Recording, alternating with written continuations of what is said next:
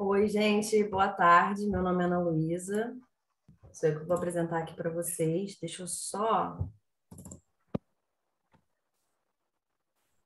Tá aparecendo para vocês direitinho? Sim, Em tela cheia já, né? isso. Tá, obrigada. Deixa eu só ajeitar vocês aqui. Vamos lá. Então, boa tarde. Meu nome é Ana Luísa. Eu sou doutoranda da UERJ. Eu faço parte do grupo DERA, que é o grupo de Desafios Emocionais e Relacionais na Adolescência e na Adultez Emergente, que é coordenado pela minha orientadora, Edna Ponciano.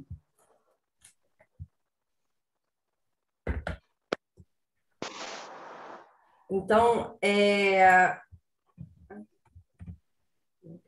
me perdi aqui. A gente hoje vai falar um pouquinho sobre a alegria de se mexer, né? Como o exercício pode ajudar a regular as emoções. Vou falar brevemente com vocês um pouquinho, conceitualizar um pouquinho da emoção, falar um pouquinho dessa regulação emocional, e aí a gente vai entrar em algumas outras questões que relacionam o exercício com a questão da emoção, com a questão das emoções em geral, de regulação emocional, de corregulação. Então, para contextualizar, eu vou começar falando com vocês o que é a emoção, né? As emoções, elas são uma forma particular e subjetiva de se relacionar com o mundo, e apesar da sua importância, durante muito tempo, seu estudo foi negligenciado. Inclusive, até hoje em dia, os pesquisadores, eles não têm um consenso sobre o que é a emoção, né, na definição mais, como se fosse uma definição mais geral. Então, os estudos demonstram que as emoções elas são fundamentais para a sobrevivência e para a adaptação do ser humano e podem reforçar pensamentos subjetivos, positivos ou negativos que o indivíduo constrói sobre si, sobre o outro ou sobre alguma coisa. Nós temos emoções básicas e emoções sociais. Para começar, a gente vai falar das emoções básicas, né? As emoções básicas, elas são uma reação que prepara um indivíduo para a ação. Então, cada emoção, ela tem uma função adaptativa. Eu sinto raiva para proteger o que é meu, para me movimentar para conquistar alguma coisa, para vencer algum obstáculo. Eu sinto felicidade para me expandir, para fazer ligações. Eu sinto tristeza. A tristeza, ela é uma emoção social. Então, eu sinto tristeza para que eu seja consolada e fortifique os meus laços. Eu sinto medo como um instinto de sobrevivência, né? Então, é uma interpretação daquilo que foi vivenciado. Então, a emoção, ela vem de uma forma muito subjetiva para cada um, mas existem 6 emoções básicas universais, de acordo com a literatura de Damasio, de Ekman e de Ponciano. Então, as 6 emoções básicas universais, para quem viu divertidamente, já conhece 5 delas, né? Que é a alegria, a raiva, o medo, a tristeza e o nojo. E a gente também tem a surpresa, né, que também é um espanto, que é uma emoção que é muito rápida. Geralmente ela é uma emoção que precede alguma outra emoção. Então, uma festa surpresa que você não tem noção, você tem aquele movimento de surpresa e depois vem a felicidade. Ou então você recebe uma notícia ruim, você tem a surpresa e depois a tristeza, a raiva, o medo, né? Então, a gente vê a emoção como negativa quando ela interfere no alcance dos nossos objetivos. E também a gente tem muito estímulo, né? Muita gente que fala para a gente que viver as emoções não são coisas boas de se fazer. A gente precisa demonstrar força e quando você demonstra as emoções, você está demonstrando suas vulnerabilidades. Mas são as emoções, na realidade, que fazem com que nós sejamos corajosos, é o medo que torna a gente corajoso, né? Não é a falta de medo que faz de você uma pessoa corajosa, é o fato que você supera aquele medo. Então, a emoção, ela tá ali, você vai sentir, querendo ou não, a gente não tem como controlar ela, mas a gente pode, sim, aceitar ela e arrumar uma forma de regular ela de forma que ela seja funcional para você, né? Que aquilo ali te gere uma consequência positiva ou que você conquiste o seu objetivo através daquela regulação emocional. A gente também tem as emoções sociais. O que são as emoções sociais? Elas são secundárias e acompanham os processos superiores de cognição e de autoconhecimento. Então, elas são denominadas assim porque elas acontecem num contexto social. As emoções sociais são a culpa, a vergonha, o orgulho, a humilhação. Então, são emoções sociais que estão relacionadas a esse relacionamento que a gente tem com o outro. A regulação emocional é o processo que o indivíduo tem de influenciar as emoções que ele tem, como é que ele vai experienciar e expressar essas emoções. Então, ela é uma dinâmica, ela é uma mudança nessa dinâmica da emoção, de acordo com Thompson, e a gente pode regular para o positivo ou para o negativo. A upregulation é quando a gente aumenta as emoções positivas que a gente tem, e a downregulation é quando a gente tenta diminuir as emoções negativas. Como a gente vai falar sobre exercício, atividade física e esporte, né? É comum a gente falar mais de uma regulação para cima, porque o esporte traz muitas emoções positivas. Apesar de quando estamos falando de um esporte em nível de competição, a gente também tem as emoções negativas aí muito presentes. Mas quando você trabalha com esse aumento da emoção positiva, fica mais fácil de você tem mais resiliência para lidar com as emoções negativas e você consegue se adaptar melhor. Então, a gente vai começar falando do modo padrão do cérebro, né? Esse modo ele foi identificado há 20 anos atrás e descobriram que o cérebro ele não descansa. A gente tem um modo padrão da nossa rede cerebral e os pesquisadores descobriram isso utilizando neuroimagens funcionais para documentar uma linha de base do cérebro humano acordado. Esse estado é como se fosse um estado padrão. Então, quando eles analisaram essa linha, eles tiveram uma surpresa. O cérebro descansando, ele não descansa. Vários sistemas pelo cérebro estão ativos, né? Como a linguagem, como a memória, a emoção, a imagem mental, raciocínio. Todos os cérebros humanos que estão descansando entram nesse mesmo estado. E aí os neurocientistas apelidaram esse padrão de atividade cerebral, esse modo de atividade cerebral, um modo padrão. E aí, quando a gente deixa por conta própria, né, quando a gente entra naquele piloto automático, o cérebro ele mantém conversas imaginárias, reprisa experiências passadas, reflete sobre o futuro, e ele especialmente gosta de pensar sobre você mesmo, os seus objetivos na vida, os seus relacionamentos. E esse estado ele é essencial para a gente funcionar no mundo social. E essa atividade de linha de base também é como a gente se lembra de quem nós somos, né? Então, essa conversa interna é aquilo que dá a consciência de quem eu sou, né? Eu como indivíduo específico dentro desse ambiente social, com as minhas preferências, as minhas aspirações e os meus problemas. Só que esse lado, esse padrão, esse modo padrão, ele também tem um lado negativo. Para muitos de nós, esse estado ele tem uma tendência mais negativa, porque os hábitos mais familiares são de ficar ruminando dores do passado, crítica excessiva consigo mesmo ou com outros, e praticar motivos para se preocupar. Então, esse estado mental ele pode se transformar numa armadilha mental.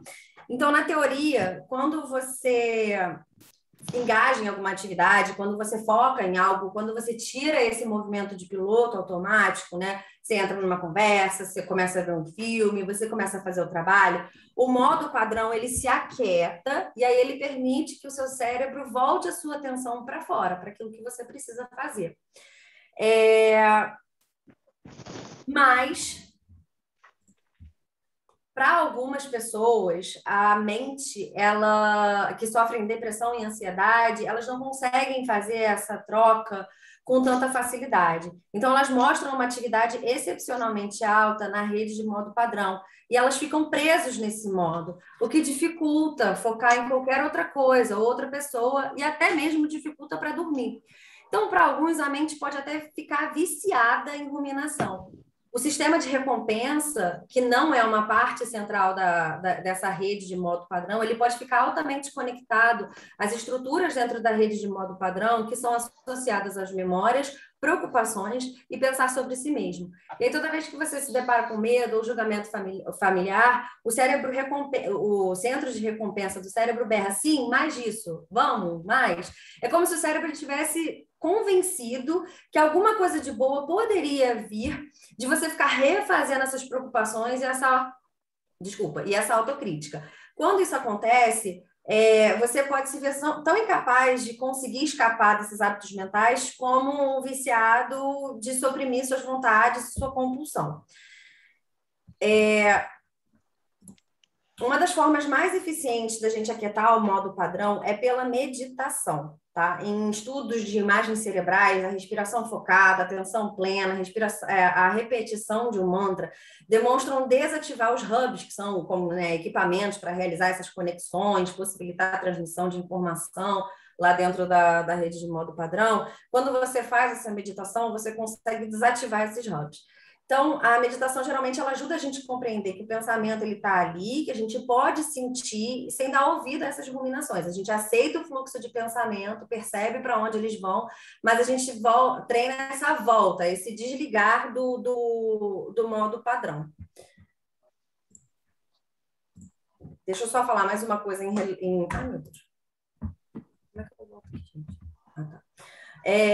Existe uma psicóloga que ela estuda a origem evolucionista da mente humana. E aí ela aponta duas pressões que moldam o cérebro humano. A primeira é a nossa necessidade de cooperar em grupo. Então, essa pressão faz nascer a cognição social, que é a nossa habilidade de pensar nas outras pessoas, né? Isso inclui a tendência da gente definir em relação aos outros, refletir no nosso posicionamento dentro da nossa tribo. E a segunda pressão na evolução humana é a nossa necessidade de cooperar com o ambiente natural para achar comida. Essa necessidade, ela faz surgir a habilidade mental que essa psicóloga, né, Alessandra Rossati, deu o nome de exploração cognitiva. Então, assim como a seleção natural favoreceu algumas mudanças anatômicas que ajudaram o ser humano a caçar, a coletar, ela também reforçou as habilidades mentais necessárias que ajudaram os nossos ancestrais a achar o que eles precisavam na natureza. Então, os seres humanos, eles desenvolveram uma consciência espacial sintonizada, uma visão aberta para descobrir as possibilidades ao nosso redor, né, para incitar a curiosidade, para a gente conseguir ter paciência para continuar procurando. Então, alguns neurocientistas, eles discutem que o modo padrão ele existe porque os humanos precisam praticar esse papel de self-social para sobreviver como uma espécie social. Então, para os nossos ancestrais, a habilidade de explorar e achar os recursos na natureza era a chave para a sobrevivência, mas a disposição para dividir também era. Então, o cérebro ele se desenvolveu refletindo essa necessidade não só de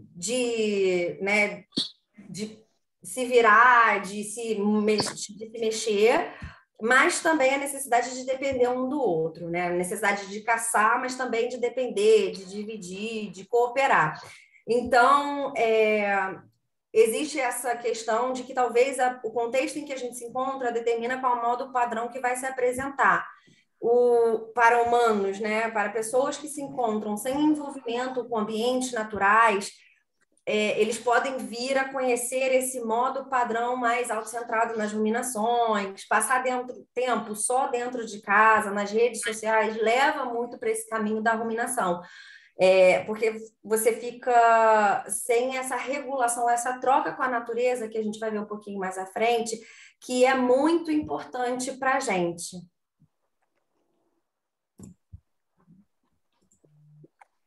E aí a gente vai falar um pouquinho agora sobre a diferença de atividade física, exercício físico e esporte.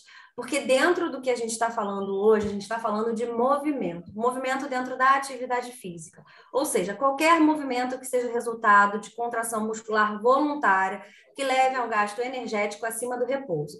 A atividade física, ela envolve movimentos corporais que podem fazer parte do trabalho, do meio de transporte, de atividades domésticas, de recreação, que é diferente de um exercício físico, que é um tipo de atividade física, mas ele é organizado, ele inclui duração, intensidade, frequência, ritmo, é planejado, estruturado e tem um objetivo.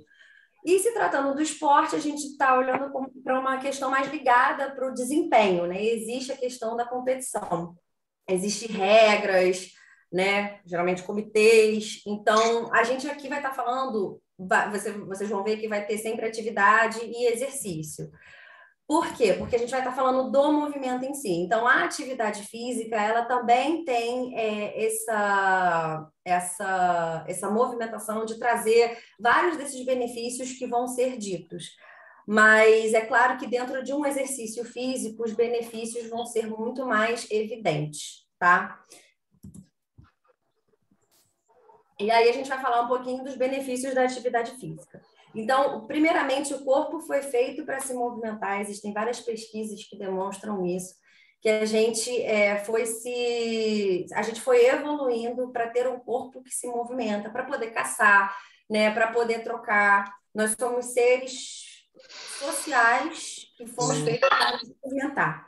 Então, as pessoas que são ativas fisicamente, elas são mais felizes e mais satisfeitas com as suas vidas.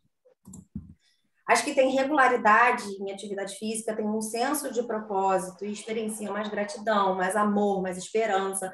Elas se sentem mais conectadas com as suas comunidades, menos propensas a sofrerem de solidão ou entrarem em depressão. Os benefícios podem ser observados durante a vida toda. E é importante destacar que os benefícios da atividade física não dependem de estado de saúde ou de habilidade específica. Eu não vou ter um benefício só porque eu sei nadar muito bem. A partir do momento em que eu começo uma prática de natação, eu já vou ter esses benefícios, né, aos poucos se desenvolvendo no meu corpo. Então, eles aparecem em pessoas com dores crônicas, doenças físicas, mentais e até mesmo em pessoas no hospício. Essa alegria que a gente fala, ela, desde esperança, significado de pertencer, elas estão ligadas primeiramente e principalmente ao movimento, e não a ser fitness. Então, a ideia da palestra de hoje não é vender para vocês, gente, precisamos fazer atividades e exercício e esporte para nos encaixarmos dentro de um padrão.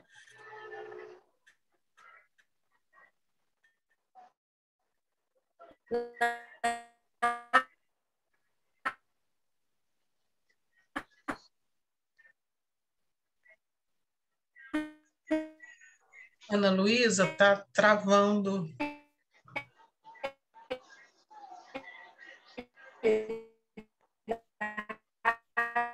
Não sei se a Ana Luísa está ouvindo a gente, está travando.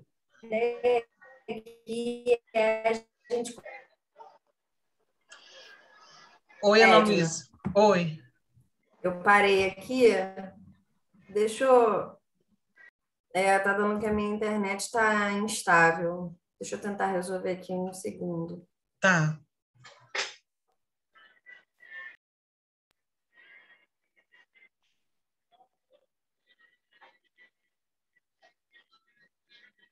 Tá todo mundo sem vídeo, né?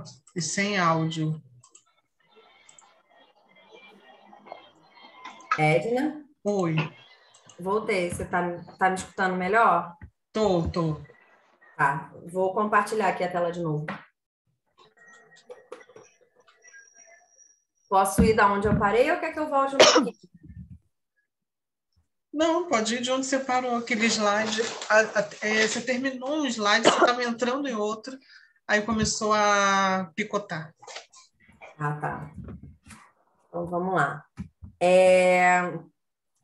A gente estava aqui, qualquer coisa me avisem, tá? Eu só não estou olhando o chat, então vocês podem interromper para falar que está travando. Então, vamos lá, a gente vai falar aqui sobre essa questão de autoconhecimento, né? De olhar para dentro e entender o que é que a gente gosta, para que a gente sinta essa vontade de se movimentar, para que a gente busque esses benefícios da atividade física, né? Então, que vão além dessa explicação simplista que a gente tem de pico de endorfina.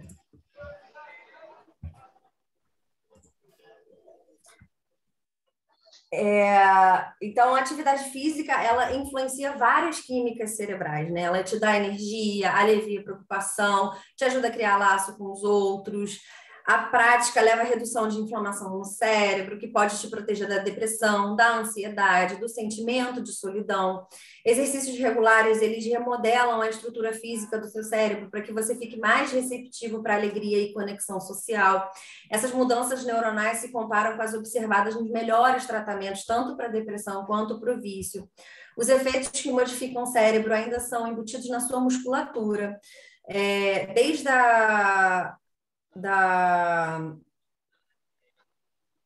Calma que eu me perdi. Vamos lá. A gente fica mais receptivo para as conexões sociais, né? Então, eles estão embutidos também na nossa musculatura. Então, durante uma atividade física, os músculos, eles secretam hormônios na nossa corrente sanguínea que fazem com que o nosso cérebro fique mais resiliente aos estresses. E os cientistas chamam isso de moléculas de esperança. Então, a atividade física é como a gente se engaja com a vida. O propósito do cérebro humano é produzir o movimento. O movimento é a única forma que a gente tem de interagir com o mundo. Os seres humanos, eles são ligados para sentir prazer em atividades, experiências, estados mentais que nos ajudam a sobreviver. Então, isso vai além de questões práticas, como comer, beber, até incluir vários traços que definem a gente como ser humano. A gente curte cooperação e acha trabalhos em grupo gratificantes. A gente se anima com fazer progressos e a gente tem orgulho naquilo que a gente contribui. Então, a gente forma apego com as pessoas, com lugares, com as comunidades. A gente experiencia uma sensação de calor quando a gente se importa com o outro. E até a nossa habilidade de achar propósito na vida está ligada a essa neurobiologia do prazer. Então, a atividade física, seja ela pelo exercício, pela exploração, pela competição, pela celebração, ela deixa a gente mais feliz porque ela estimula esses instintos na gente. O movimento ele é ligado com algumas das alegrias mais básicas dos seres humanos, incluindo a autoexpressão,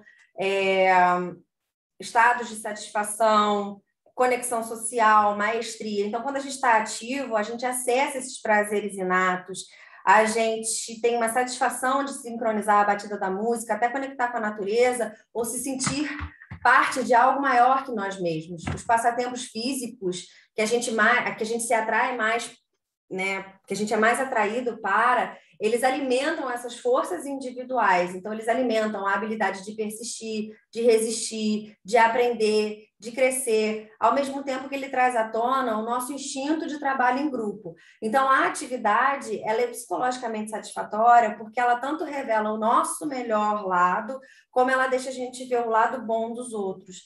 E ela continua a nos trazer para perto do outro e nos lembrar o quanto a gente precisa um do outro. E isso foi uma grande revelação para os cientistas, né? O quanto o benefício psicológico individual da atividade física depende dessa natureza social. O quanto a alegria de se mexer é, na realidade, a alegria de se conectar. E aí a gente tem evidências, né, como eu estava falando lá no início, que o ser humano precisa desse contato com a terra para florescer. Existe uma bactéria no solo comum que ela pode reduzir inflamações e agir até como um antidepressivo natural. Quando ela diminui, ela reduz, né, inflamações no cérebro. E quando a gente fica com a terra embaixo da unha, no jardim, ou então quando a gente respira no fundo, num lugar onde a terra acabou de ser mexida, aquele cheirinho de terra molhada, né, que a gente também sente quando está chovendo, a gente se expõe a essas bactérias que são úteis. Como a gente se desenvolveu lado a lado com esses micro-organismos, eles são companheiros vitais da gente para o nosso sistema imunológico e para o cérebro, né? Para o nosso cérebro. Então, toda vez que a gente coloca a mão num vaso de jardim, chuta uma terra na estrada, respira fundo na natureza, você aproveita uma codependência que ajudou os humanos a sobreviverem. E então, existe um fenômeno, né, que esse biologista Wilson trouxe para a gente, que se chama biofilia. E ele diz que a premissa dele é que o humano ele é ligado à natureza. Então, a gente tem essa necessidade de ligação. É esse contato com a natureza que energiza a gente. É mais do que a simples tradução, ao pé da letra, de amor à vida. É o que motiva a gente, que dá determinação em ser bem-sucedido em qualquer circunstância que a gente se encontra. Então, os ambientes naturais, eles têm a habilidade de estimular sentimentos que os pesquisadores chamam de prospecto e amparo. O prospecto é uma perspectiva elevada e esperançosa, muitas vezes provocada pela beleza natural e pelas vistas inspiradoras. E o amparo é aquela sensação de você estar protegido e amparado. andar numa reserva natural por 15 minutos ajuda as pessoas a se sentirem mais preparadas para lidarem com os desafios nas suas vidas.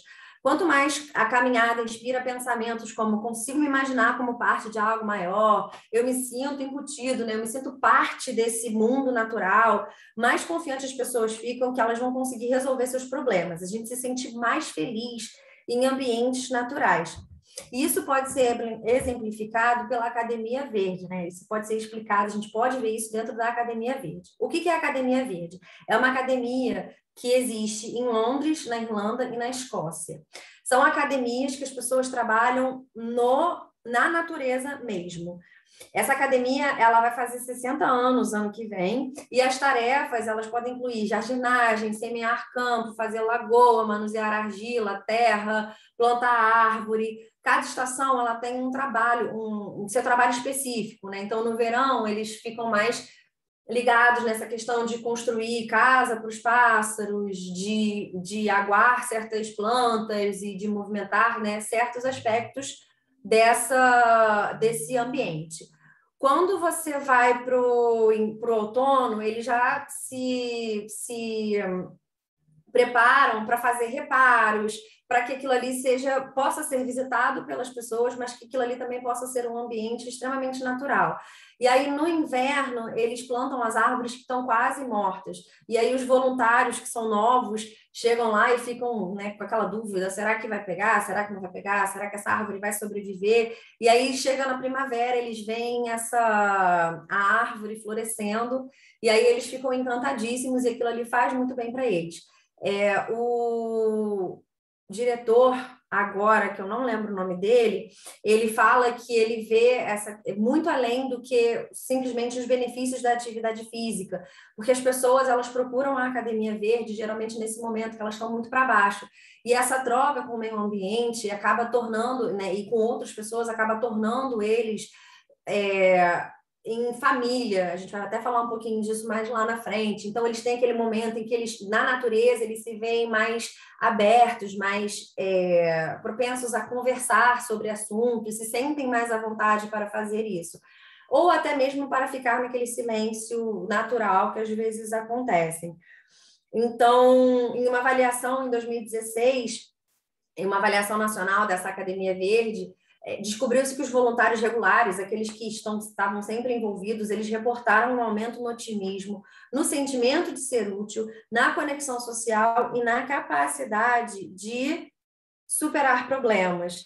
E aí, se você ainda não está convencido, né, que a natureza faz bem, na Filadélfia existe uma sociedade horticultural da Pensilvânia, que ela limpou 200 lotes que estavam vagos e plantaram gramas e árvores, né, nesses mesmos lotes. E aí a incidência desse local, das pessoas que moravam próximo desse local, depois desse movimento, que foram de moradores mesmo de lá, diminuiu a incidência de depressão, diminuiu 42% nas pessoas que moravam ali por perto.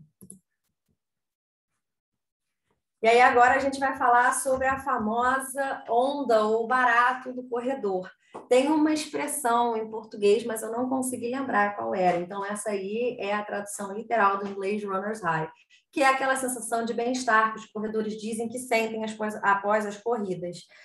E aí ela não é exclusiva para os corredores, mas ela tem esse nome porque os corredores usavam bastante essa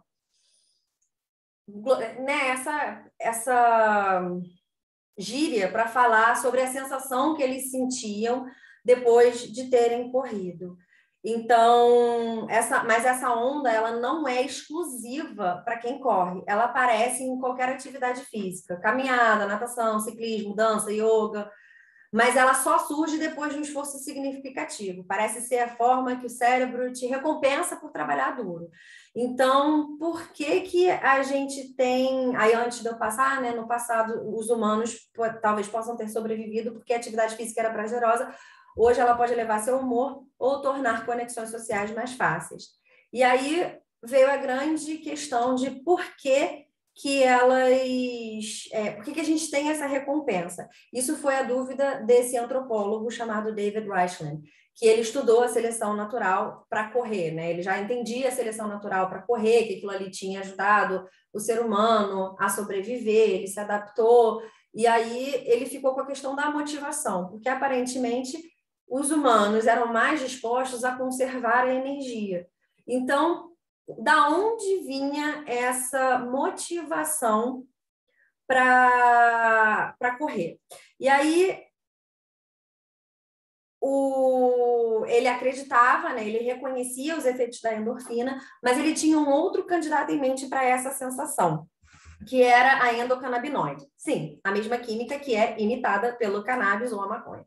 A endocannabinoide, ela alivia dores, aumenta o humor, faz desaparecer as preocupações ou estresse, então você relaxa, diminui a sensação de passagem de tempo e aumenta os nossos sentidos. E aí, para comprovar essa hipótese de que as endocannabinoides estavam ligadas também a esse barato, a essa onda, ele pegou e colocou corredores numa esteira, correndo, andando, em diferentes intensidades, e ele mediu o nível desses neurotransmissores que nós temos antes e depois da corrida. E com esse experimento ele descobriu que existia uma intensidade específica para a liberação dessa substância.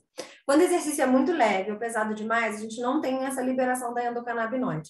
E aí ele justificou isso especulando que o cérebro recompensa exercícios feitos em intensidades similares às que foram usadas com sucesso para caçar e forragear. Se isso fosse verdade, nós não seríamos os únicos a ter esse tipo de recompensa. Então, o que ele fez?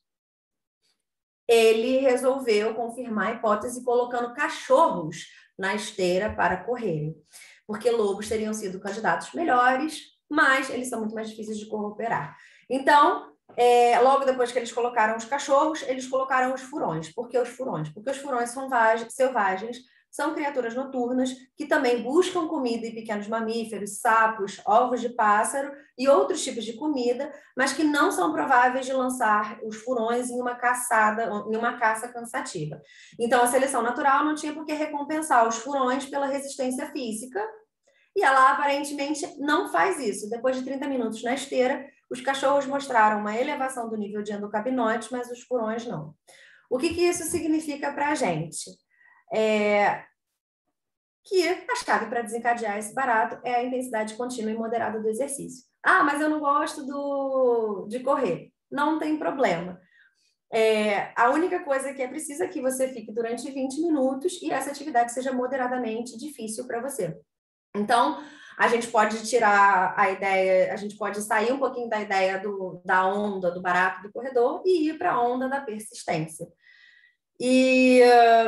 Então, essa elevação já foi encontrada em outros exercícios: pedalar, andar na esteira inclinada, caminhar ao ar livre. Qualquer coisa que te movimente, aumente seu batimento cardíaco é o suficiente para desencadear essa resposta natural.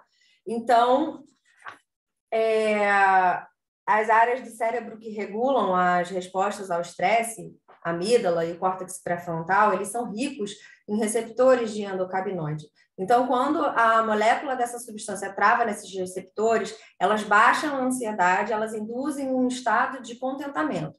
E também aumentam a dopamina no sistema de recompensa do cérebro, o que aumenta o sentimento de otimismo, tá? E aí os cônjuges que se exercitam juntos, eles relatam mais proximidade, maior sentimento de ser amado e apoiado. Isso está ligado a uma outra onda que a gente tem durante o exercício, que é a onda da cooperação. Então, como eu falei, né, a gente libera endorfina, dopamina e endocannabinoide, que é como se fosse um coquetel de bem-estar. Pelo trabalho, quando a gente faz algum trabalho em conjunto para um objetivo em comum, então quando a gente está com outras pessoas. E isso traz para a gente a neurobiologia da confiança, que é o quê? É essa cooperação mútua, porque ela ativa essas regiões no cérebro ligadas à recompensa. Então, alguns estudos de neuroimagem mostram que quando você vê o rosto de alguém que você já cooperou, isso reativa o seu sistema de recompensa. Então, isso, de um ponto de vista evolucionário, essa neurobiologia da confiança é uma forma de onda antecipatória. E ser ativo fisicamente pode aumentar essa onda e nos ajudar a extrair ainda mais alegria de trabalhar como uma equipe ou ajudar o próximo. Então, para dar aquela resumida, quanto mais ativo fisicamente, mais recompensante as experiências se tornam. E isso se dá de uma maneira em que o exercício... Isso se dá porque uma das maneiras de regular o exercício muda o cérebro. E aí ele aumenta a densidade dos locais de ligações para os endocannabinoides. Então, seu cérebro fica mais sensitivo a qualquer tipo de prazer que ativa, né, o sistema endocannabinoide, e aí ele pode aderir mais felicidade, você se sente mais feliz. Ficando viciado, né? O exercício ele tem inúmeros benefícios, como regular o sono, reduzir a ansiedade, melhorar dores, entre outros. E é comum a gente escutar as pessoas falando sobre esse vício no exercício. Então, o Frederick Bickland é um psiquiatra e em 1970 ele fez um experimento que ele buscava sujeitos ativos para ficarem 30 dias sem se exercitar para estudar os efeitos como é que isso se apresentaria no corpo. E o resultado desses outros estudos mostraram que a perda de um dia de exercício pode levar à ansiedade e à irritabilidade. 3 dias sem dos sintomas de depressão e 1 semana de abstinência traz mudanças severas no humor e na insônia. Só que foi muito difícil chegar a esse ponto. Por quê? Porque quem era praticante regular de exercício não queria ficar sem fazer exercício durante 30 dias. Então, os entusiastas de exercício, por que eles falam sobre essa questão do vício, né? Porque os entusiastas de exercício, eles também demonstram certas peculiaridades que são associadas à dependência química. Assim como um alcoólatra, ele se distrai facilmente na presença de álcool, uma pessoa que se exercita regularmente demonstra esse viés de distração com as coisas ligadas ao exercício. Então, esse fenômeno revela um cérebro sempre buscando oportunidade de saciar um hábito favorito. Esses estudos sugerem que a atividade física se assemelha à mesma capacidade de ficar viciado nas substâncias mais poderosas e formadoras de hábito. O exercício se torna cada vez mais recompensador. Quanto mais você faz, mais você é recompensado. Porém, existe uma diferença, obviamente, né? Existem diferenças entre a dependência química e o que a gente chama de vício em exercício. O que acontece? Todos os vícios, eles começam no sistema de recompensa do cérebro e seguem um padrão. Então, o cérebro aprende pela experiência a querer mais e, eventualmente, essas células cerebrais, elas ficam menos responsivas a outros tipos de recompensa. Então, a gente sempre precisa de mais quando a gente tem alguma dependência química. Então, o consumo de drogas, ele aniquila a capacidade de sentir prazer, porque nunca vai ser o suficiente. Já o exercício, ele afeta o cérebro de uma forma diferente. Ele expande a nossa capacidade de sentir prazer. Ele aumenta a circulação e os receptores de dopamina. Outra diferença é o tempo que demora para você ficar vidrado em exercício. Um estudo descobriu que é preciso de, no mínimo, 4 sessões, 3 a 4 sessões semanais, durante 6 semanas, para você formar o hábito de se exercitar. E esse delay mostra que existe algo de diferente, que ocorre algo de diferente em nível molecular. As drogas, elas sequestram o sistema de recompensa, enquanto os exercícios, eles aproveitam a habilidade desse sistema para aprender de forma gradual pelas experiências. Então, como você se sente quando você tenta um exercício novo, não é necessariamente como você vai se sentir depois que você tiver mais experiência dentro desses exercícios. As alegrias dos exercícios, elas vão se revelando devagar, conforme o cérebro e o corpo vão se adaptando. Então, muitas pessoas acreditam que elas não gostam de nenhuma forma de exercício, mas eu acredito que a maioria delas ainda não... a maioria delas não são imunes às suas recompensas. Elas só não acharam aquele exercício, aquela atividade que faz com que elas sintam essas recompensas e tenham gosto pela coisa. Ou então elas não acharam a dose certa, a forma, a comunidade certa para se transformar numa pessoa que gosta de exercício. Então, quando a gente encontra o tipo certo ou a dose certa, qualquer pessoa, mesmo aquela que jurou que nunca iria se tornar esse tipo de pessoa, pode se tornar viciada. E aí, alguns estudos recentes de larga escala associados aos genomas identificaram dezenas de variantes genéticas que prevêem se a pessoa é mais ou menos propensa a ser fisicamente ativa. Então, todos nós temos a possibilidade de virar uma pessoa ligada no esporte, Mas existem pessoas que têm uma genética que favorece esse movimento de buscar e se encontrar e se adaptar ao esporte. Então, desculpa. Então, o exercício ele afeta o humor de diversas formas e ele tem um impacto positivo no sistema de recompensa e ele pode, inclusive, reverter esse quadro que eu falei antes de sequestro de quem fez algum abuso de drogas, além de ser um antidepressivo natural. E aí os nossos cérebros, eles vão mudando conforme a gente vai envelhecendo e a gente perde até 30% dos receptores de dopamina na idade adulta, com cada década que passa. E isso leva à diminuição dos prazeres. Só que a atividade física, ela pode ajudar a prevenir essa diminuição, além de regular a ansiedade também. Então, é uma forma de medicação natural, né? E aí o exercício, ele altera o cérebro na parte que regula a ansiedade.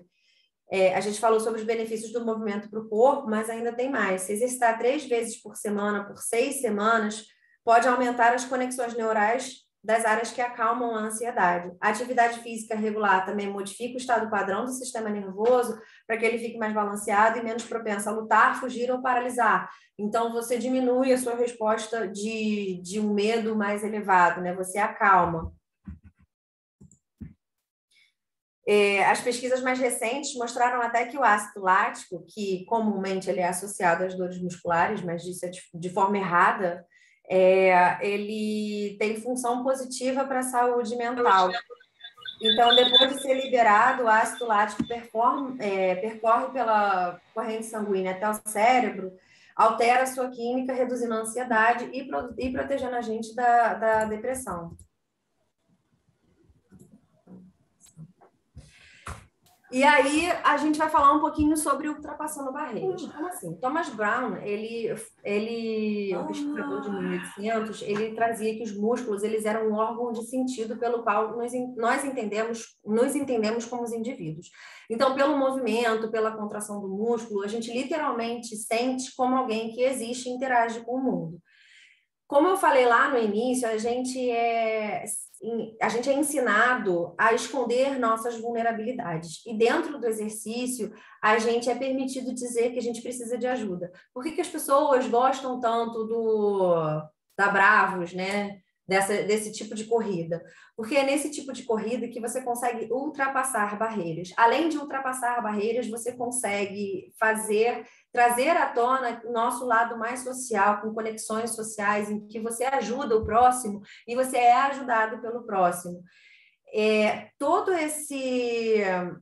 esse movimento, né, de ultrapassar a barreira ajuda a gente a sentir mais coragem, como eu estava falando anteriormente, né, que não é a ausência do medo, mas é você conseguir controlar essa reação do medo e ajuda também a gente a se sentir mais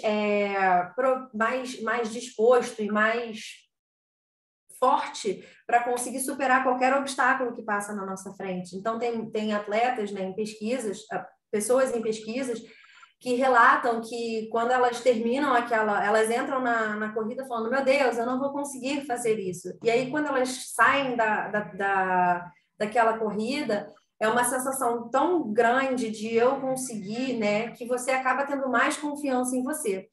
E aí, por que eu estou trazendo isso? Porque quando eu falo da questão do barato, do corredor, né, daquela onda do corredor, que a gente até falou que ia ser chamado de onda da persistência, ela vem de formas diferentes para cada um.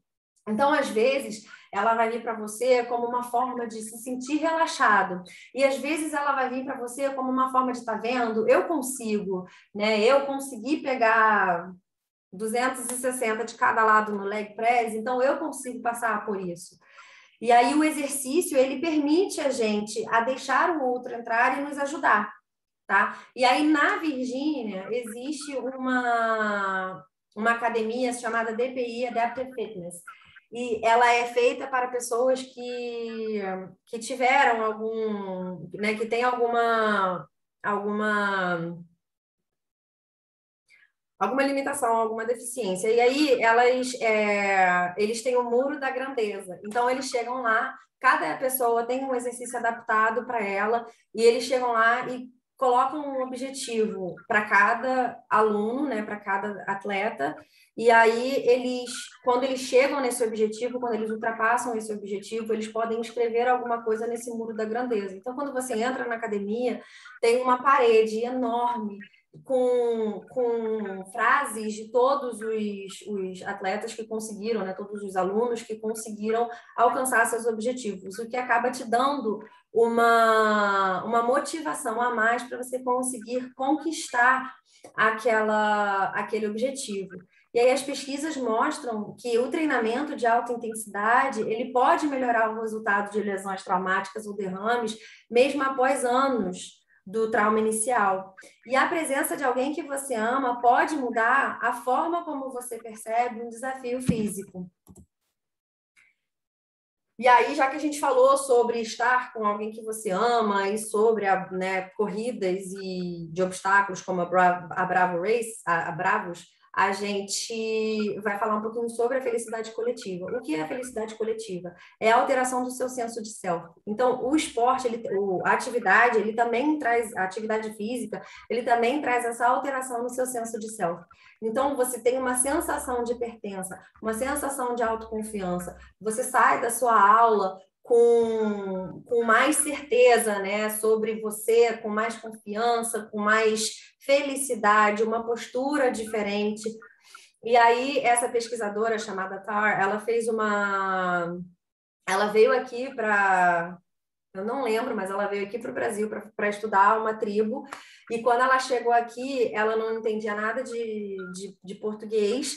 Ela se viu, né, no calor. E aí ela começou a escutar uma música onde ela estava. Ela começou para dormir, né, no local onde ela estava para dormir. Ela começou a escutar uma música. Ela foi seguindo essa música. Quando ela chegou lá, ela não conseguia se comunicar com ninguém. Mas ela começou a dançar com a tribo. E foi como se eles estivessem se comunicando. E aí ela trouxe essa questão da alteração do seu senso de self, porque às vezes ele vai além dessa sensação de pertença.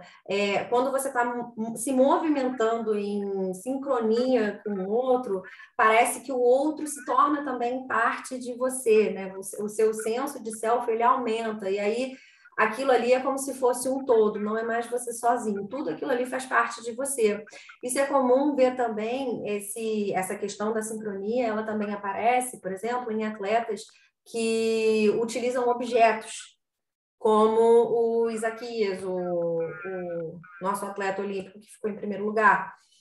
Você vê que ele tem uma sincronia com um objeto que ele usa, né? E eles se movem como um só, aquilo ali vira uma extensão dele. A Radcliffe Brown, ela traz a cooperação como efeito dessa felicidade coletiva. Então, quanto mais felicidade coletiva você sente, mais você sente essa vontade de cooperar e mais isso vai alimentar a sua felicidade coletiva. Então, a gente tem diversos efeitos colaterais, né, dessa felicidade coletiva, como essa questão da sensação de pertença, uma questão de confiança, de alegria, de esperança, tudo isso aumenta, né? Como a gente falou lá no início, é uma upregulation, você está aumentando essas emoções positivas. E, além do mais, você tem essa sensação de se tornar família. Então, quando você se vê dentro de, por exemplo, isso é muito comum acontecer em esportes coletivos, ou então, se você for olhar em academias, né? Academia de jiu-jitsu, academia de crossfit, você vê essa sensação de família, de se tornar família. Existe um exemplo de um professor de crossfit dos Estados Unidos que ele recebeu uma notificação que ele precisaria sair do box e que ele estava. E aí ele avisou para todo mundo que aquela ali seria a última aula, porque no dia seguinte ele tinha que empacotar as coisas. E aí, no dia seguinte, quando ele chegou lá às 7 horas da manhã para empacotar as coisas, estavam todos os alunos prontos para ajudar ele. Então, essa sensação de se tornar família, ela vai além daquele movimento ali do esporte, porque como você tem essa sensação de pertença, você leva isso para além, né? Você leva isso para além da atividade física, você leva para a sua vida. Se torna mais fácil você levantar para correr quando você tem um grupo de corrida no qual você corre, por conta dessas questões, né? Então, o corpo, como eu falei, ele foi feito para a gente se mexer. O movimento, ele oferece para a gente prazer, identidade, ele nos oferece sentimento de pertença, de esperança, conexão social mais fácil, aumenta a persistência, a cooperação, a sociabilidade, nos fortalece para superar obstáculos e nos transforma na nossa melhor versão. Né? Então, a gente consegue, o movimento ele nos permite redefinir, reimaginar o que é possível. E a música, ela ajuda muito o corpo. A gente tem um instinto poderoso de dançar quando a gente escuta a música. A música, ela parece convidar o corpo para a dança, né? Então, isso se dá por conta de uma ativação do centro de movimento do cérebro, que planeja o movimento, a gânglia basal e o putamen, que coordenam o movimento, e o cerebelo, que controla o timing dos movimentos. Então, a música, ela libera a endorfina, que pode transformar uma tarefa em algo difícil em algo mais fácil. E a música, ela já foi vista por pesquisadores como uma droga de melhoria de performance, né? E aí, esse psicólogo do esporte, Costas Karain Jorges, ele trabalha com a criação de playlists customizadas para atletas olímpicos. Então, quando você está exercendo alguma atividade física, quando você está malhando, quando você está correndo, se você tem uma playlist específica com as músicas que te trazem, né, mais alegria, que te dão aquela força, eles ajudam você a poder passar um pouquinho mais daquilo que você acha que é o seu limite, né? Então, você escuta... Existem muitos corredores que escutam a música do rock, por exemplo. E aí, quando a música do rock começa a tocar, eles sentem aquele poder, aquele pouquinho a mais que eles achavam que não dava para fazer. E era muito comum, por exemplo, a gente ver essa preparação no próprio Michael Phelps, que entrava já com a música no ouvido, para que ele pudesse entrar nesse movimento de sincronia, de liberação de endorfina, para poder ter a melhor performance dele. E aí, a atividade física, ela ajuda a gente a entrar em contato com os nossos instintos que permitiram a gente sobreviver durante anos, né? Como eu estava falando. E aí, essa emoção da onda do corredor, a euforia de se movimentar em sincronia, a sensação de unicidade com a natureza, ela ajuda a gente a aumentar essa alegria, né? Então, quando o movimento traz à tona o nosso melhor, ele faz isso deixando a gente feliz. Essa alegria, ela tem a ver com um senso de propósito, de pertencimento, é uma felicidade em forma de esperança. Então, a gente começa a conseguir regular nossas emoções. Existe uma história no livro, né, num dos livros que eu usei aqui como base, que se chama The Joy of Movement, da Kelly McGonigal, que ela conta a história de uma mulher que perdeu o filho. Ela tinha 2 filhos, ela perdeu o filho mais novo por um câncer super raro. E quando ela perdeu o filho, ela entrou em depressão, não quis fazer nada, até que ela começou a correr. Eu não lembro o que aconteceu, que ela começou a correr com um grupo. Acho que ela viu a filha dela, a filha mais velha, foi falar com ela viu o que não estava fazendo para a filha dela mais velha, e aí ela tentou se movimentar. E ela falou que o movimento dela de correr fazia com que ela entrasse em contato, que ela sentisse que o filho dela estava lá. Então, que aquilo ali era uma forma de esperança. Esses e outros relatos mostram que esse movimento, ele traz o nosso melhor porque ele nos deixa feliz, né? Ele libera aquele coquetel de bem-estar que faz com que a gente tenha esperança, que a gente consiga perceber as coisas de uma forma mais positiva, o que leva a gente a achar soluções mais rápidas nos problemas e a ver obstáculos de uma forma diferente. Então, assim, não existe receita ou caminho. O que eu faço, então, para eu chegar nesse movimento de ser a pessoa que gosta de esporte? A única diretriz é para você se movimentar, qualquer tipo, qualquer quantidade, em qualquer forma que te faça feliz. Criar objetivos com significados pessoais, ir com calma, no seu tempo, prestar atenção em como a atividade muda você e escutar seu corpo, permitir gostar do processo. E eu acho que o primeiro passo para a gente começar a gostar do processo é talvez modificar a forma como a gente vê o exercício, porque tem Deus, né? Um peso, eu preciso ir. E talvez, em vez de colocar esse peso de eu preciso ir, entender o que é aquilo ali, como é que aquilo ali vai ajudar você para que você consiga achar aquilo ali bom e que você consiga se movimentar e você consiga e aumentando seus desafios conforme o tempo for passando. Então, a ideia é você ter um significado pessoal dentro do seu objetivo, de você se dar permissão para você achar alguma coisa que você gosta, seja ela dançar, correr, pedalar, nadar. É claro que, assim, levantamento de copo e garfo não servem, poderiam servir, mas não servem. Mas sempre procurar alguma coisa que vá fazer você feliz e que você vai entender o porquê que você está fazendo aquilo, né? Por que eu estou indo malhar? O que isso aqui vai me trazer de bom? E não olhar aquilo ali como um fardo, como um peso. Isso vai ajudar você a começar a transformar a sua regulação em uma coisa mais para cima, mais positiva. E aí você expandir esse lado bom, né? Esse lado agradável das sensações que a gente pode sentir. Essas foram as referências utilizadas. Muito obrigada.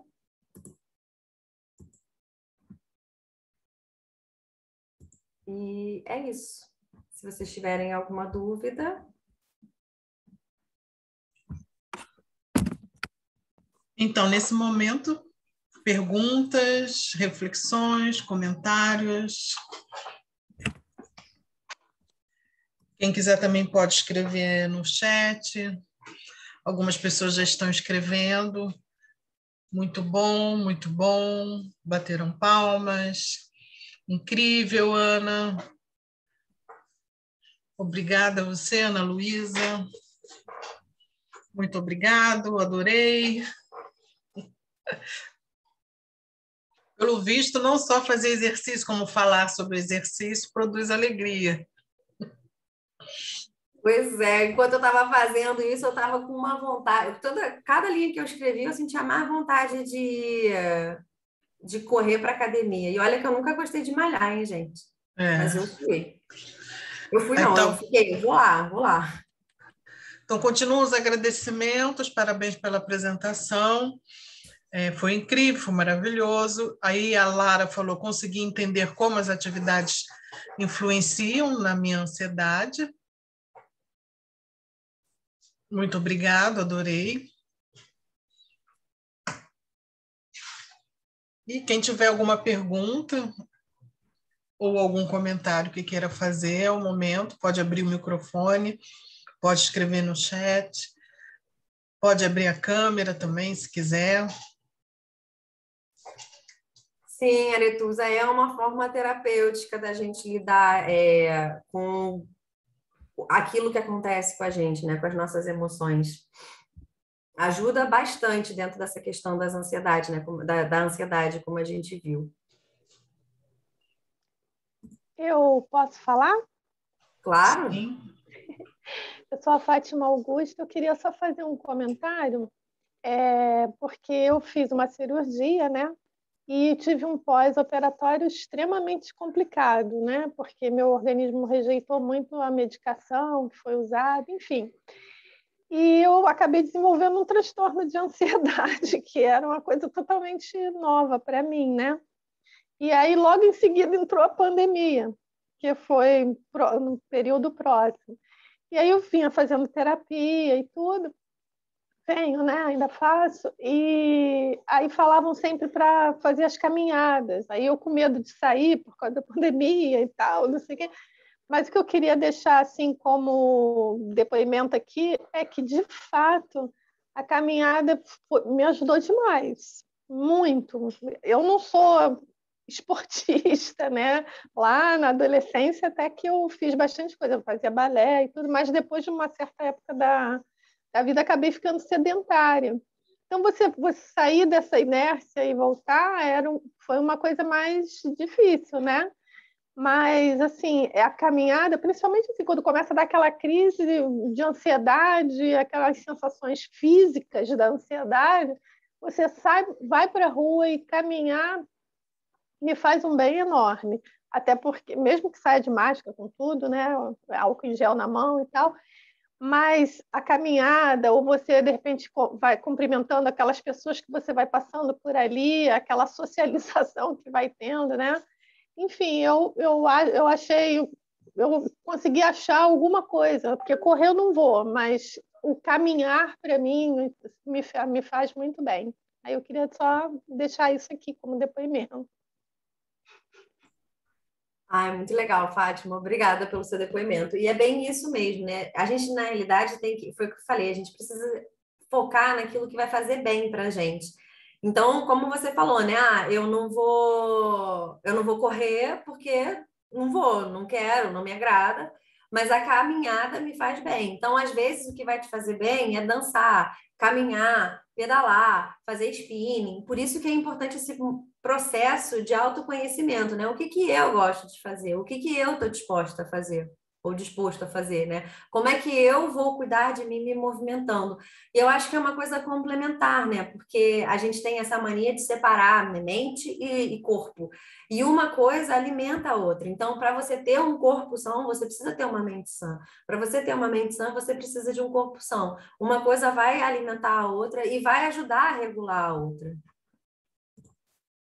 Inclusive, só para acrescentar, você falou aí de dançar, eu sempre adorei dançar. Então, eu boto, ainda sou da época do CD, do vinil, né?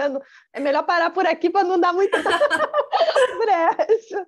Então, assim, de vez em quando eu vou fazer aquelas coisas, vou limpar, tirar o pó, aí eu começo a botar e cantar, dançar, né? Mesmo estando mais enferrujadinha, né? Mas, assim, é um negócio que realmente faz bem e ajuda muito, principalmente nessa época de pandemia, né? Porque a gente foi obrigada a ficar preso, trabalha remoto, porque é tudo remoto, é tudo dentro de casa. Então, a gente tem que fazer da casa o melhor lugar para estar. Sim. E aí, é aquilo que eu estava te falando, achei a caminhada, que era o novo, agora o dançar, o limpar, mexer nas coisas, isso aí já estava dentro e também foi muito bom. Sim, sim. É o que você falou, né? Não importa o quão enferrujado você tá ou você acha que você é. Até porque aí a gente vai lá naquela autocrítica que eu falei, né? Que é aquela ruminação e autocrítica. Então eu olho e falo, meu Deus, eu tô enferrujada, mas o que que é o enferrujado, né? Então a gente acaba deixando de praticar coisas que a gente gostaria de fazer ou se engajar em coisas que a gente gostaria de se engajar, porque a gente tem esse medo. E aí, quando eu conheço várias pessoas que, depois que entraram, né, em academia, em aula de dança, no CrossFit, falaram que se viram fazendo coisas que não imaginavam. É, no início da pandemia, eu falava para os meus pacientes isso, eu falava, você precisa se mexer, bota uma música, bota todo mundo que está na casa para dançar. O importante é você não ficar parado, porque o corpo ele foi feito para se mexer.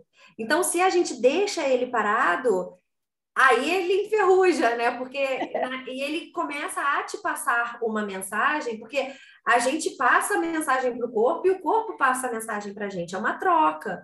Então, a partir do momento em que eu passo a mensagem para ele que eu estou parada, eu estou fechada. Por que que o exercício traz essa expansão e essa felicidade? Porque você se abre, né? Você libera, você troca, né? Você tem um bando de coquetel, um coquetel enorme de bem-estar que você libera quando você se movimenta e que você não libera quando você fica parado. Então, uma coisa acaba alimentando a outra. Por isso que a gente indica muito o esporte, o exercício, a atividade para quem está em depressão, né? Vamos lá, vamos caminhar, nem que seja um pouquinho, caminha até a porta de casa e volta, porque é esse movimento de você começar a produzir esse coquetel para você poder dar esse passo para voltar a viver a vida, né? E uma coisa interessante é que assim, a gente às vezes pensa que o exercício tem que ser muito pesado. E não, por exemplo, quando eu comecei a caminhar, meu Deus, eu parecia que eu tinha assim, levantado doía tudo, a batatinha. E com a continuidade, foi ficando tão gostoso, sabe? Assim, você vai conseguindo alongar mais um pouquinho quando você chega e tal. Então, assim, é muito bom para a gente, só que a gente resiste muito a começar. E principalmente para quem tiver assim, com ansiedade, porque eu acho que agora, nessa pandemia, é quase que impossível ninguém ter ansiedade.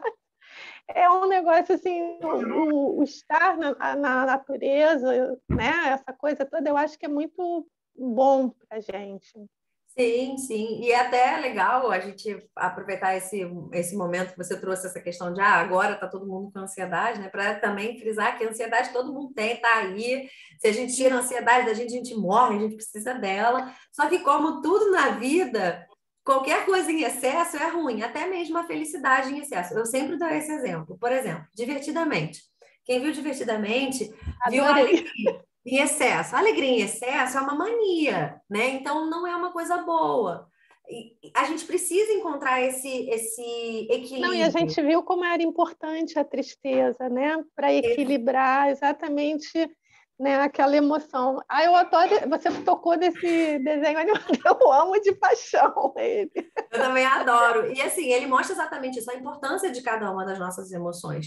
E o exercício, ele está ali exatamente para ajudar isso. Não é que você vai deixar de ficar triste porque eu estou me mexendo. É óbvio que não, a tristeza está ali. Tem vários relatos de pessoas, né, de pessoas que praticam atividade física, que choram enquanto estão fazendo atividade física, porque estão processando alguma coisa, porque estão passando por uma situação ruim, que quer que seja, não é que você vai deixar de ter, mas o exercício vai ajudar você a ter uma facilidade de regular aquilo ali, né? E O problema não deixa de existir, mas a forma de enfrentar é que pode, né, sim, que vai alterar. melhorar. Exatamente. Desculpa que eu estou tomando conta do microfone, vou tirar. Não, não tem problema não, que isso, pode falar.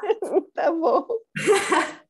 Aí o Augusto falou que essa apresentação reforçou nele como a psicologia pode ser construída no movimento, o que mostra a importância das psicologias dinâmicas que se estendem e podem se estender nos mais variados ambientes e contextos. Com certeza, Augusto, é muito importante essa, para mim, né, no meu conceito, é muito importante a psicologia ser construída dentro do movimento.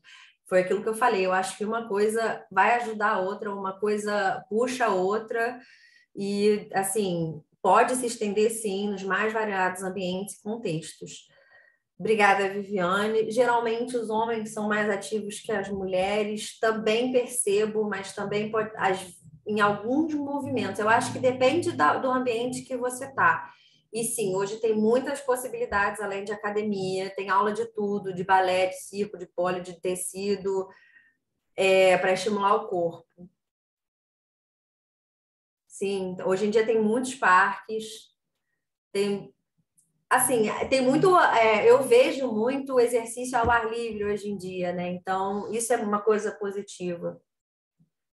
A Eliane falou, essa questão de conhecer, de se conhecer, conhecer seu ritmo, entender o melhor exercício para si é muito importante. Tenho 43 anos, amo artes marciais, faço Muay Thai e amo, diminuiu significativamente minha ansiedade e compulsão por doces. Sim, o esporte ele ajuda muito nessa questão da alimentação também, porque ele tira, como você diminui a ansiedade, como você domina um pouco essa ansiedade, você para de querer, você não tem essa necessidade de preencher, né? Porque a ansiedade leva a gente a querer, né, compulsivamente, impulsivamente fazer as coisas. Então, a ansiedade, o exercício, ele ajuda a gente a diminuir esses comportamentos que são ruins para a gente, né? Nunca fui na Reserva Florestal do Grajaú, mas deve ser lindo. É muito boa, viu? Nunca fui. Eu sou uma pessoa que mora no Rio, mas eu preciso conhecer mais lugares do Rio.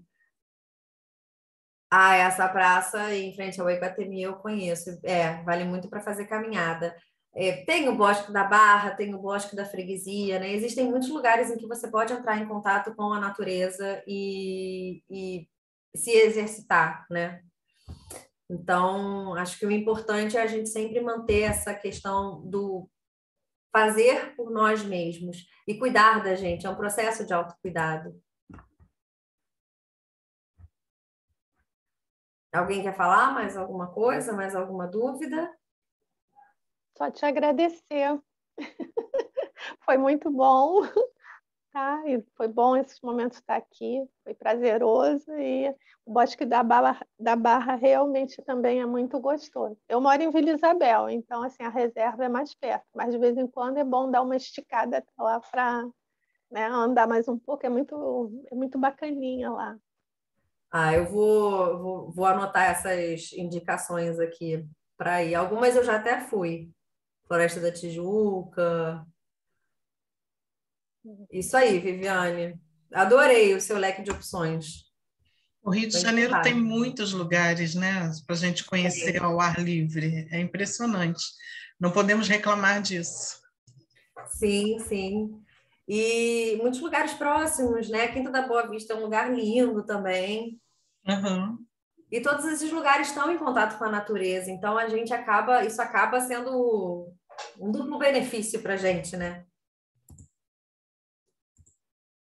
Respirar a natureza por trás da máscara. É, exatamente. É.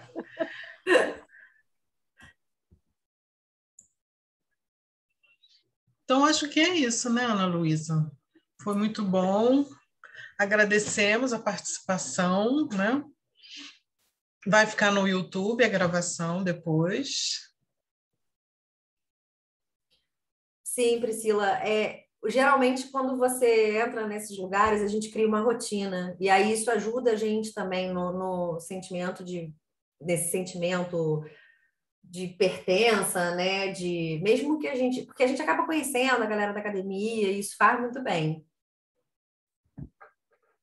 Por isso que é importante se despir desses preconceitos.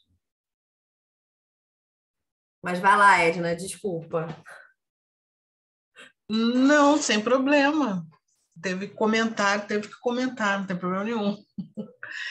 Mas então, acho que terminamos. Mais nenhum comentário, né? O Hudson está agradecendo aqui.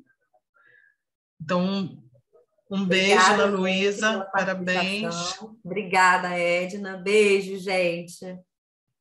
Beijo para você, beijo para todos e todas. Boa Vamos noite. caminhar. Isso aí. Vamos aproveitar e fazer exercício hoje. Isso. Mexer, né? Qualquer mexidinha dentro de casa, né? Pode estar em Oh, quarentena também, né? olha, Isso se não der aí. para sair porque está chovendo, sobe e desce as escadas do prédio. Bota a música e começa a É, dançar. Também. tarefas domésticas também contam, apesar de não serem muito divertidas. Só com Ponto. a música, hein? Isso aí. Tá bom. Obrigada mesmo, tá? Obrigada, Fátima. Tchau, tchau. Tchau. Tchau.